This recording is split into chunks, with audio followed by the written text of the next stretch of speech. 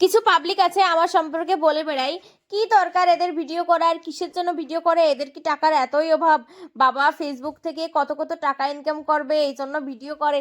মানে এদের কথা শুনে আমি সত্যিই মানে মরে যাই, যে আমি মনে হয় ফেসবুক থেকে কত কত টাকা ইনকাম করছি, কি না কি সেলিব্রিটি হয়ে গেছি।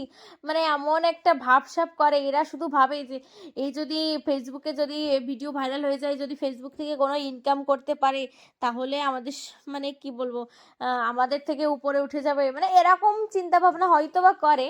মানে আমি ভেবে মরে যাই, আমি ফেসবুকে এখনো পর্যন্ত টাইম মতন কোনো ভিডিওই আপলোড করতে পারে না। আমার যখন ভালো লাগে তখন একটা ভিডিও আপলোড করি, আমার ভালো না লাগলে ভিডিও আপলোড করি না। মানে আমার মন মর্জি, আমার যখন মন ভালো থাকে তখন আমি ভিডিও আপলোড করি, তখন ভিডিও করি, যখন মন ভালো না থাকে তখন ভিডিও করি না, ভিডিও আপলোডও করি না। তো এখন কথা হচ্ছে আমার ভাল লাগে আমি ভিডিও আপলোড করি, না লাগলে তো আমি ভিডিও আপলোড করতাম না। আর আমার ইচ্ছা আমি কি করব কি